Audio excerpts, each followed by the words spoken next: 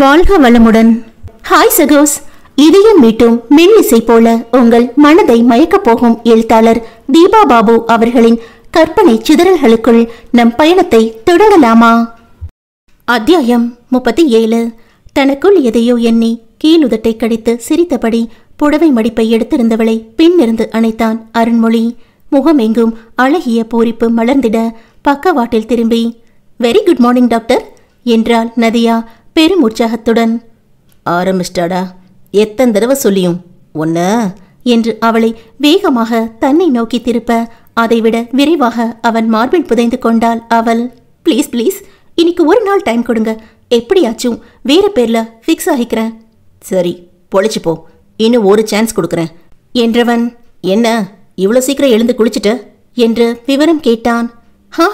அது அக்கா தான் காலையில 6 மணிக்குள்ள எழுந்து என் முகத்தை கண்ணாடியில பார்த்துட்டு உடனே குளிச்சு கிளம்பிட சொன்னா. இது என்ன இப்படி ஒரு சாங்கியம்? அதெல்லாம் எனக்கு தெரியாது, அவ சொன்னதை மட்டும் நான் செஞ்சேன் என்றவளின் விழிகள் ஏகத்திற்கும் அலைப்பாய்வதில் பொய் சொல்கிறாள் என்பதை புரிந்து கொண்டவன் அவளை சீண்டினான். நிஜமா அவங்க உங்ககிட்ட எதுவும் சொல்லல? உனக்கும் தெரியாது என்று கேட்டு அவள் நெற்றியோடு நெற்றி முட்டி, எங்க என் கண்ணை பார்த்து அதை சொல்லு என்று வம்பில் இறங்கினான்.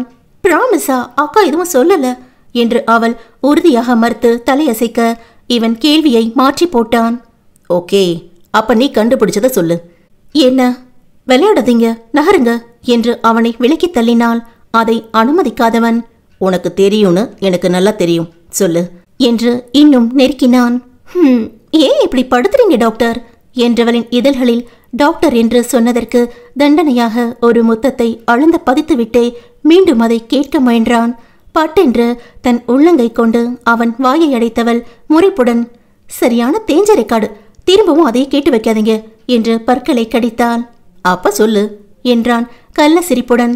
திரும்ப திரும்ப சொல்லு சொல்லுங்கிற வாயை கடிச்சு வைக்கிறேன் பாருங்க என்று பலமாக மிரட்டினாள். அதெல்லாம் நல்லாவே கடிச்சுக்கோ, பெர்மிஷன் கிராண்டட், பட் இப்போ எனக்கு விஷயம் தெரிஞ்சாகணும் என்று சினங்களுடன் அவனை கட்டி கொண்டவள் தோளில் முகம் மறைத்து மெல்லிய குரலில் கூறினாள். இது நானா கெஸ் பண்ண? ஓகே என்றவன் இழுக்க மனைவி இன்னமும் அவனுள் வெக்கத்துடன் அழுந்த புதைந்தாள். அப்படி என்னடி பட்டு அது? அவனின் விழிப்பிலும் சிரிப்பிலும் மனது மயங்க, நேத்து நைட்டுக்கு அப்புறம் இன்னைக்கு காலையில் எழுந்து கண்ணாடியில பார்க்கும்போது அது என் முகம் ஒரு மாதிரி, அது ரொம்ப பிரைட்டா தெரிஞ்சது என்று மேலும் அவனோடு தன் முகத்தை அழுத்தி கொண்டாள். மனைவியின் நாணத்திலும் சொல்லிய வார்த்தைகளிலும் அவனுள் ஒருவித ஏகாந்தம் பரவ கண்களை மூடி மெல்லமாக அவளை அணைத்து கொண்டவன் பதிலின்றி மௌன புன்னகையுடன் நின்றிருந்தான். அதே நிலையில் முழுதாக 2 நிமிடங்களை கடத்திவிட்டு, சரி நீங்களும் குளிச்சுட்டு வரீங்களா? வெளியில போகலாம், காலையில டிஃபன் முடிச்சுட்டு மறு வீட்டுக்கு அங்க நம்ம வீட்டுக்கு கிளம்புறோம்னு சொல்லிட்டு இருந்தாங்க என்றவாறு விலகினாள் நதியா. ஓகே, ஒரு 5 மினிட்ஸ்ல வந்துடுறேன் என்று சன்ன சிரிப்போடு அவள் கண்ணம் கிள்ளிவிட்டு விலகி நடந்தவனை வேகமாக இவள் இழுத்து கன்னத்தில் ஒரு முத்தம் வைத்தாள். அதில் மயங்கி அவளுக்கு இசைவாய் நின்றிருந்தவனின் நெற்றி முட்டி, ஐ லவ் யூ என்றாள் ஆத்மார்த்தமாக. ஹேய் நதியா பொண்ணு, என்னவோ பண்றடி என்று கிறங்கினான் கணவன். இது என்ன நதியா பொண்ணு? தாத்தா தான் அடிக்கடி அப்படி சொல்லுவாரு, அதுவும் நம்ம டாக்டர் பொண்ணு நதியா பொண்ணு இப்படி வரிசையா வரும். லேசான புன் சிரிப்புடன் ஓஹோ என்றவள், சரி குளிச்சுட்டு வாங்க என்று நகர்ந்து தன் புடவை மடிப்புகளை சரி செய்ய தொடங்கினாள். பெண்ணை விட்டு விலக மனம் வராமல் மீண்டும் மீண்டும் அவளிடம் நெருங்க சொன்ன ஹார்மோனின் கட்டளையை முயன்று கட்டுப்படுத்தி மெல்லிய ஏகாந்த பெருமூச்சோடு தன் பெட்டியிடம் நடந்தான் அவன். மருமகனின் வீட்டிலும் மதிய விருந்து தயாரிப்பதற்கு சாவித்ரி திட்டமிட ஆரம்பிக்க அருண்மொழி திட்டவட்டமாக அதை மறுத்துவிட்டான். நேத்துல இருந்து பார்த்துட்டு இருக்கேன், ஏதாவது ஓயாம வேலை செஞ்சுட்டே இருக்கீங்க நீங்க. இப்போ ஹோட்டல்ல ஆர்டர் பண்ணிக்கலாம். அது எதுக்கு மாப்பிள்ள?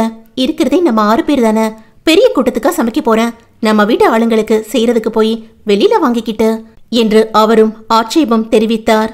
அத்தை, அவ்வளவுதான் உங்க மாப்பிள்ள பேச்சுக்கு மரியாதை கொடுப்பீங்களா நீங்க? அருள் அழுத்தமாக வினவவும் பதறி போனார் சாவித்ரி. ஐயோ அப்படிலாம் இல்ல மாப்பிள்ள.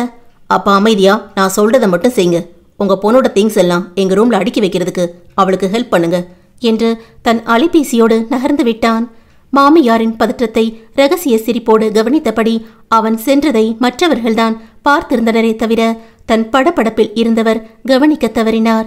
மருமகன் தன்னை தவறாக எண்ணிவிட்டாரோ என்று கழுத்து பிடரியில் வியர்த்து அமர்ந்திருந்த அன்னையை பார்த்து அதுவரை அமைதியாக வேடிக்கை பார்த்திருந்த நதியா அதற்கு மேல் முடியாமல் வெடித்து சிரித்து விட்டாள்.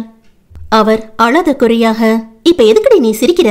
உனக்கு ஒரே கொண்டாட்டமா இருக்குமே என்று சிடுசிரித்தார். மா, சும்மா பயந்து நடுங்காதீங்க. உங்க மாப்பிள்ள ஒன்னும் உங்களை தப்பா எல்லாம் நினைக்கல. அப்படி சொன்னாதான் கிச்சன் பக்கம் போகாம இருப்பீங்கன்னா வேணுமனே கலாட்டா பண்ணிட்டு போறார். நிஜமாவா? ஏய், பொய் சொல்லாத என்று சின்ன மகளை முறைத்துவிட்டு, நீ சொல்றி அமலா, இவ சொல்றது நிஜமா என்று பெரிய மகளை கேட்டார். இதுக்குதான் நல்லதுக்கே காலம் இல்ல. சொல்லுடி அம்மா, ஆதர்ஷ புத்திரி என்று நொடித்தாள் சின்னவள். ரொம்ப தான் சிலுத்துக்காதடி.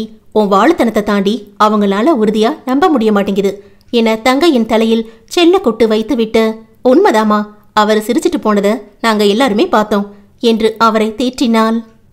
என்னத்த இன்னும் இங்கேயே உட்காந்துருக்கீங்க? வேணா மாப்பிள, விட்டா அழுதுருவே ரேஞ்சில் நான் உட்காந்துருக்கேன். உங்க பொண்டாட்டி அதை நல்லா என்ஜாய் பண்றா என்று மருமகனிடம் பரிதாபமாக கூறினார் சாவி. நீங்க ஏன் அத்த அவ்வளோ டென்ஷன் ஆகுறீங்க? இன்னமும்மா எங்களை நீங்க புரிஞ்சுக்கல என்று புன்னகையோடு கேட்டான். அது சரி, இனிமே நல்லா புரிஞ்சுக்கிறேன் என்றவர், வானதி நாம போய் உன் திங்ஸ் அடுக்கலாம் என்று மகளை அழைத்தார். வேணா வேணா, அக்கா வந்து எனக்கு ஹெல்ப் பண்ணுவா. நீங்க சும்மா எதையாவது நொய் நொய்னு பேசி எனக்கு அடுப்பேத்துவீங்க. இங்கே எல்லார் கூடவும் பேசிட்டுருங்க என்று தமக்கையை கிளப்பிக் கொண்டு தங்கள் அறைக்குள் சென்றாள் அவள். வேகமாக கணவரிடம் திரும்பி, உங்க பொண்ணுக்கு கொழுப்பு பாத்தீங்களா என்று முறைத்தார் சாவி. அதைத்தான் நீயும் வார்த்தை மாறாம 20 வருஷமா சொல்லிட்டே இருக்க. நானும் பார்த்துக்கிட்டே தான் இருக்கேன் என்றவரின் அழும்பில் அப்பெண்மணியின் முகம் இன்னும் ஜிவு ஜிவு என்று கோபத்தில் சிவந்து போனது. நான் நேத்து சொன்னதுல தப்பே இல்லை. நீங்களும் அவளும் சரியான டாம் அண்ட் செரி தான் என்று வாய் விட்டு நகைத்தான் அருள். அவ்வளவு நேரமாக அவ்வீடு இத்தகைய அன்புமிக்க உறவுகளால் சூழப்பட்டு கலகலத்து இருப்பதை ஒருவித நிறைவோடு அமைதியாக பார்த்திருந்த கோபால் பேரனின் சீண்டலையும் சிரிப்பையும் இன்னமுமே மகிழ்ச்சியுடன் பார்த்துவிட்டு மனைவியின் நிழல் படத்திடம் மானசீகமாக உரையாடினார். பாத்தியா கமலி, உன் ஆசைப்படியே உன்னோட பேரனுக்கு அருமையான வாழ்க்கையோட ஒரு அழகான குடும்பத்தையும் பரிசா கொடுத்துட்டேன். பேபிமா, அங்க என்ன பண்றீங்க? எங்க சித்தா கிட்ட வாங்க என்று குழந்தை வர்ஷினியை அவன் அழைக்கும் குரலில் மீண்டும் மற்றவரிடம் கவனத்தை செலுத்தினார் அவர். உள்ளே அறையில் அக்காவின் உதவியோடு தன்னுடைய பொருட்களையெல்லாம் பிரித்து இடம் பார்த்து ஆங்காங்கே அடுக்கியிருந்தவளின் உதடுகளில் திடீரென்று மெல்லிய ரசனை முறுவல் ஒன்று பூத்தது. அதை கவனித்த அமலா, என்னடி உனக்குள்ளேயே தனியா சிரிச்சுக்கிற? என்கிட்ட ஷேர் பண்ணக்கூடியதா இல்ல சென்சார் டிபார்ட்மெண்ட்டுக்கு கீழே வர்றதா என்று கேலியாக கேட்டாள். அதெல்லாம் ரொம்ப பெருமையா வெளியே சொல்லிக்கிற விஷயம்தான். நேத்து டாக்டர் எனக்காக ஒரு கவிதை சொன்னார் தெரியுமா என்றாள் பெண் அலட்டலாக. அடி பாவி, தாலியே கட்டியாச்சு, இன்னும் அந்த டாக்டரை விடலையா நீ? ஐயோ ஆமாடி அமலா, அது வேற. நான் இன்னைக்குள்ள யோசிச்சு ஒரு பேரை கண்டுபிடிக்கணும். நேத்தே அவர் எனக்கு வார்னிங் எல்லாம் கொடுத்து பனிஷ் பண்ணாரு. ஓ அப்படியா? அப்படி என்ன பனிஷ் பண்ணார் என்று விஷமமாக கேட்டாள் சகோதரி. என்று இழுத்தவள் சட்டென்று கண்ணம் சிவந்து, டி எரும, அடி வாங்க போற பாரு என்று அவள் தோளில் ஒன்று வைத்தாள். ச்சே, ஜஸ்ட் மிஸ்ல பிள்ளை சுதாரிச்சிட்டாளே என்றவள் கண் சிமிட்ட தங்கையிடம் இருந்து இன்னும் 2 அடிகள் அவளுக்கு சேர்த்து கிடைத்தது. கீழே கீழே அப்படியே மர்சல் ஆயிடுவ. நதிவர்மன் எழுதாத கலையோ, இவள் ரதி தேவி வடிவான சிலையோ, கவிராஜன் எழுதாத கவியோ, இவள் கரை போட்டு நடக்காத நதியோ, பூமாலையே உன்னை மணப்பேன், புது சேலை கசங்காமல் அணைப்பேன், மகாராணி போல் உன்னை மதிப்பேன், உன் மடியோடு என் ஜீவன் முடிப்பேன். கவிதையை சொல்லி முடித்து தங்கை பெருமையாக புருவங்களை உயர்த்தி சிரிக்க சில நொடிகள் பிரமித்து போனவளாய் அவளிடம் போக்கு காட்டியிருந்த தமக்கை அடுத்து பக்கென்று சிரிப்பை சிதறவிட்டாள். அவளை புரியாமல் பார்த்தவள், இப்ப எதுக்குடி இப்படி பல்ல சுழுக்கிற அளவுக்கு சிரிக்கிற? என் புருஷனோட கவிதையை கேட்டா உனக்கு கிண்டலா இருக்கோ என்று புகைந்தாள். மை காட், உன் டாக்டர் கிட்ட இப்படி ஒரு பெர்ஃபார்மன்ஸை சத்தியமா நான் எதிர்பார்க்கலடி. மனுஷன் பின்றாரு என்று விரல் மடக்கி அற்புதம் என்று காண்பித்தாள்.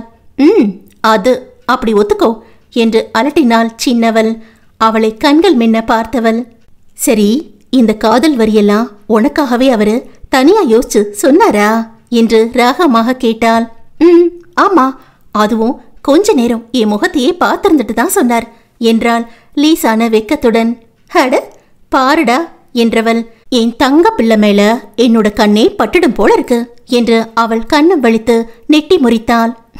போ அமலா என்று அவள் தோளில் சலுகையாக சாய்ந்து கொண்டாள் பெண். சரிடி நதி, உன்னோட பிடித்தம் விருப்பம் இத பத்தியெல்லாம் அவர்கிட்ட நீ பேசியிருக்கியா என்று மெதுவாக விசாரித்தாள். பேசியிருக்கனே. எனக்கு பிடிச்ச கலர், சாப்பாடு, அப்புறம் எனக்கு பிடிச்ச சினிமா பத்தி கூட கேட்டார். ஓ, இந்த சினிமா பாட்டெல்லாம்? அதுவும் தான். அதுலயும் எந்த பீரியட் சாங்ஸ ரொம்ப விரும்பி கேட்பேன், 80s 90s இப்படி ஒவ்வொன்றும் கேட்டாரு. உள்ளுக்குள் குமிழியிட்ட நகையை அடக்கியபடி, நீயும் நல்லா தெளிவா சொல்லிட்ட என்றாள் கேலியாக. தமக்கையை சந்தேகமாக பார்த்தவள், நீ ஏன் ஒரு தினுசாவே என்கிட்ட பேசுற என்று கண்களை இடுங்கினாள். ஏதோ என்னால முடிஞ்சது. என்னோட தங்கச்சியை பார்த்தாலும் இவ்வளோ அப்பாவியா இருக்காளேன்னு கொஞ்சம் பாவமா தான் இருக்கு என்றவாறு தனது அலைபேசியில் எதையோ செய்தாள் தமக்கை. ஏ அமலா, என்ன ஓவரா ஓட்டுற? அட இருடி, இது வந்துருச்சு, இதை கேட்டுப்பாரு என்று அந்த பாடலை ஓடவிட்டாள். முதலில் இப்ப எதுக்கு இந்த பழைய பாட்டை போடுற? இவ்வளோ ஸ்லோவா எல்லாம் நான் கேட்க மாட்டேன் என்று மூத்தவளிடம் ஆட்சேபித்தவள் பாடல் ஆரம்பிக்கவும் திகைப்புடன் கைபேசியை வேகமாக பிடுங்கினாள். ரவிவர்மன் எழுதாத கலையோ, ரதிதேவி வடிவான சிலையோ என்று 80களில் வெளிவந்த சினிமா பாடல் ஒன்று அச்சு அசலாக மருத்துவனின் கவிதை வரிகளோடு ஒரு சில மாற்றங்களுடன் அதில் ஓடிக்கொண்டிருந்தது. ஹேய், இது சினிமா பாட்டா? அக்கா குறும்பாக கண்களை சிமிட்ட, டாக்டர் என்று பற்களை கடித்தாள் தங்கை. அத்தியாயம் 38. ஏதோ முக்கியமா சொல்லணும்னு நதி உங்களை உள்ள கூப்பிட்டா. தன்னிடம் வந்து தகவல் சொல்லும் மனைவியின் சகோதரியை புன்னகையுடன் பார்த்து தலையசைத்த அருள்மொழி எழுந்து கொள்ள மற்றவருக்கு கேட்காமல் அவனிடம் வேகமாக சிறு மன்னிப்பு வேண்டினாள் பெண். சாரி, கொஞ்சம் அட்ஜஸ்ட் பண்ணிக்கோங்க என புருவங்களை சுருக்கினான் அவன். இல்ல, உள்ள போங்க, அவளே சொல்லுவா என்று விரைந்து சென்று அன்னையிடம் அமர்ந்து கொண்டாள் அமலா. அவளை புதிராக பார்த்துவிட்டு மனைவியிடம் சென்றவன், என்ன நதி, கூப்பிட்டியா என்று கேட்டான். ஆமா என்று திரும்பியவள் அரைவாசல் பக்கம் ஒரு முறை விழிகளை செலுத்திவிட்டு அவனை நெருங்க இவன் குழப்பத்துடன் அவளை பார்த்தான். மற்றவரின் பார்வையில் விழாத வண்ணம் கணவனை சற்று சுவரோரம் நகர்த்தி சென்றவள் சட்டென்று எம்பி அவன் கன்னத்தில் கடித்து வைத்தாள். லேசாக வலி எடுத்தாலும், ஹேய் ஷு என்று ஒரு கரத்தால் தன் கன்னத்தை தேய்த்தபடி மற்றொரு கரத்தால் அவளை தன்னோடு சேர்த்து நெருக்கிக் கொண்டான் அவன். என வாயை கோணிக்கொண்டவள், கவிதையா சொல்றீங்க நீங்க? அதுவும் என் முகத்தை உத்து பார்த்துதான் சொல்வாரா என்று முறைத்தாள். ஓ, ஓ அக்கா கிட்ட எல்லாம் ஷேர் பண்ணிட்டியா நீ என்று அவள் நெற்றியில் முட்டினான். ஆமா, அதுவும் எவ்வளோ பெருமையா சொன்னேன் தெரியுமா என்று பரிதாபமாக உதட்டை பிதுக்கினாள். மெல்ல முறுவளித்தவன், கவிதை சொல்ல தெரிஞ்சவனால மட்டும்தான் பொண்டாட்டியை காதலிக்க முடியுமா என்ன என்று அவளை ஆழ்ந்து பார்த்தான். இல்லையே, நல்லா பொய் சொல்ல தெரிஞ்சவனால கூட காதலிக்க முடியும். You are right. கவிதைகளே கூட சில பொய்களின் வரி வடிவம் தானே, மிகைப்படுத்தி உருவகப்படுத்தின பல ரகத்துல வருமே. என யோசித்தவள் சரிதான் என ஒப்புக்கொண்டாள். அப்புறம் என வார்த்தைகளை இழுத்தபடி மெல்ல அவள் முகத்திலும் தன் இதழ்களால் கோடு இழுத்தான் நாயகன். டாக்டர், எல்லாரும் வெளியில இருக்காங்க, கதவை திறந்து என்றவளை முடிக்க விடாமல் தனக்குள் இழுத்து கொண்டவன் அவளுக்கு லேசாக மூச்சரிக்கவும் தான் விடுவித்தான். இது இன்னும் என்ன டாக்டர்னு சொல்றதுக்கான பனிஷ்மெண்ட். இன்னைக்கு முழுக்க எனக்கு டைம் கொடுத்துருக்கீங்க தானே? ஓ ஆமால, சடனா மறந்து போச்சு. பொய், இந்த வாய் என்கிட்ட நிறைய பொய் சொல்லுது என்று அவன் கீழுதட்டை பிடித்து இழுத்தாள். அப்போ நீயும் தாராளமா பனிஷ்மெண்ட் கொடுக்கலாமே. ஐயோடா, நல்லா ஏமாந்தா கொடுக்க வச்சிருவீங்க நீங்க, அதெல்லாம் நான் மாட்டேன். சரி போலாமா, வேலை முடிஞ்சதா?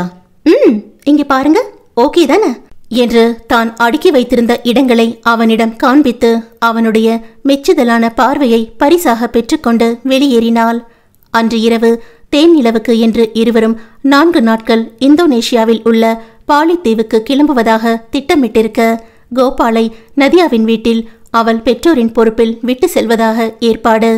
மாலையில் அனைவரும் ஓய்வாக அமர்ந்து பேசிக் கொண்டிருந்த பொழுதுதான் கமலா பாட்டியை பற்றிய பேச்சு வர ஒன்று போல் எல்லாருமே அவரின் இழப்பை எண்ணி வாடினர். பாட்டி இருந்திருந்தா இந்நேரம் செமையா இருந்திருக்கும் என்று நதியா வருத்தத்தோடு பேச அருளின் முகமும் சோர்ந்திருந்தது. ஆமா, திரும்பவும் அம்மாவை பார்க்குற பாக்கியமே எங்களுக்கு கிடைக்காம போயிடுச்சு என்று பெருமூச்சு விட்டார் சாவித்ரி. சரி, என்ன செய்யறது? நமக்கான கொடுப்பின அவ்வளவுதான்.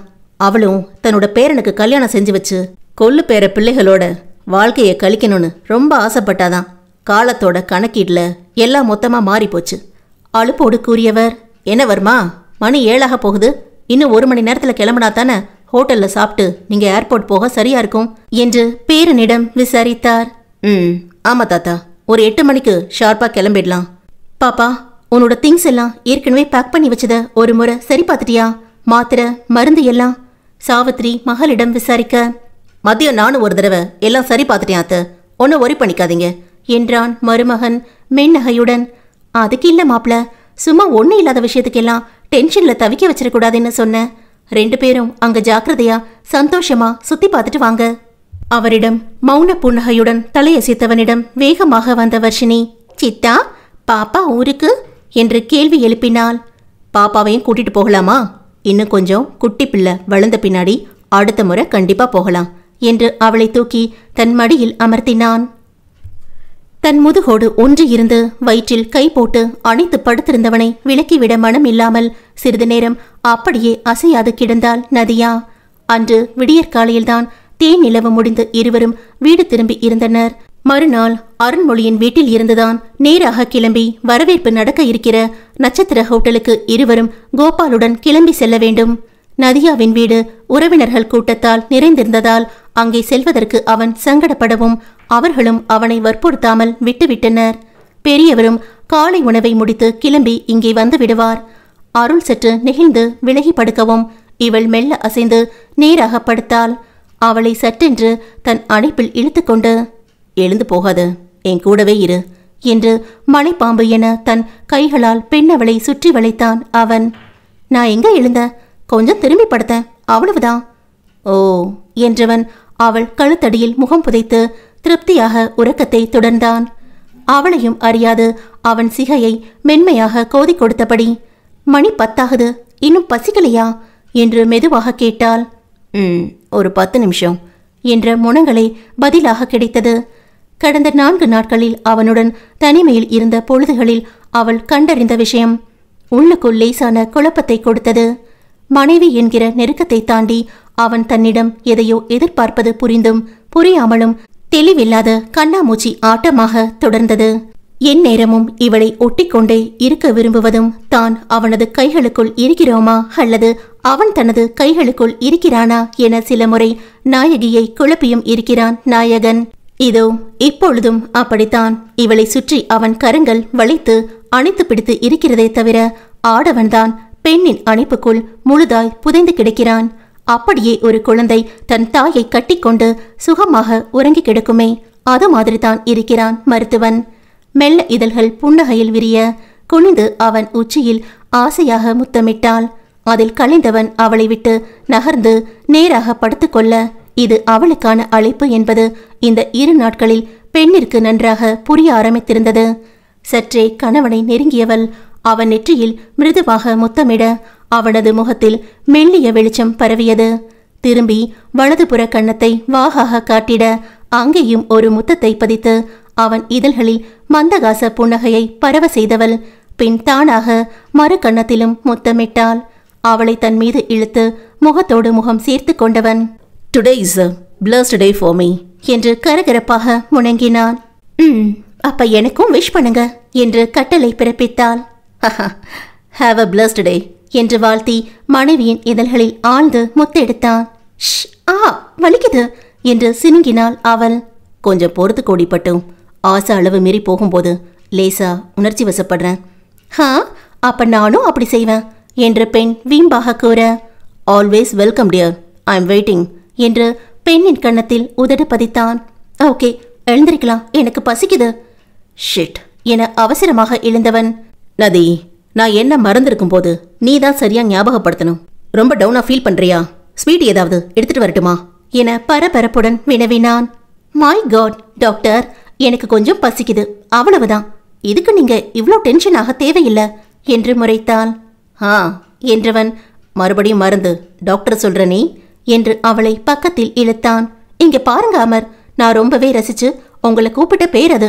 அவ்வளோ சீக்கிரத்துல விட்டு தர மாட்டேன். அப்பப்ப செல்லம் கொஞ்சம் போது சொல்லத்தான் செய்வேன். உங்களுக்கு தான் தனியா ஒரு பேரு வச்சிட்டேன்ல, அமைதியா இருங்க என்று அதட்டினாள். அமர். இதுதான் அவன் ஆசை மனைவி அவனுக்காக என பார்த்து பார்த்து தேர்ந்தெடுத்த பெயர். இது என்ன, நீ ஒன்று புதுசா வைக்கிற என்று அவன் விழித்த பொழுது, இது ஒன்றும் புதுசு இல்ல, உங்க பேர்ல இருந்துதான் சுட்டேன். தாத்தா கூப்பிடுற வர்மனை இங்கிலீஷ்ல எழுதி பார்த்து மாத்தி யோசிச்சதுல இந்த பேரு கிடைச்சது. இதோட அர்த்தம் தெரியுமா என அவள் ஆவலுடன் கேட்ட நேரம் இவனுக்குள்ளும் சிறு உற்சாகம்தான். ஆனாலும் வழக்கம் போல் மிகவும் அமர்த்தலாக அவளை பார்த்திருந்தான். பின்னர் அவளை தொடர்ந்தாள். அமர்னா பொறுப்பு, பாதுகாப்பு, சமநிலை, தன்னலமற்ற தன்மை, விசுவாசம், அப்புறம் ரொம்பவே நம்பிக்கையானவர், நேர்மையானவர், உதவும் குணமுடையவர் அப்படின்னு பல அற்புதமான குணமுடையதா இருக்கு. இது எல்லாமே உங்களோட குணத்துக்கும் ஒத்து வர்றதுனால பட்டுன்னு ஃபிக்ஸ் பண்ணிட்டேன் என்று ஆர்ப்பரித்தாள். அவன் அவளை வியப்புடன் பார்த்திருக்க, உங்களுக்கு என் பேரோட அர்த்தம் தெரியுமா என்று அடுத்து ஆர்வமாக கேட்டாள். அவன் சங்கடத்துடன் மறுத்து தலையசைக்க, நீங்க சுத்த வேஸ்ட் டாக்டர் என்று முகத்தை சுருக்கியவளை அருகில் இழுத்து இவன் ஒரு சமாதான முத்தம் வைக்க அது சிறிது வேலை செய்தது. சரி சரி, நானே சொல்றேன். நதி அண்ணா நித்திய ஜீவ ஆயுள் மிக்கவன் அர்த்தம் என்று கண்களை சிமிட்டினாள். இதயத்தில் தோன்றிய பெரும் நிறைவோடு அவன் முகமும் மலர்ந்துவிட, மாமா இதுக்காகத்தான் உனக்கு இப்படி ஒரு பேரை வச்சாரா என்று ஆச்சரியமாக கேட்டான்.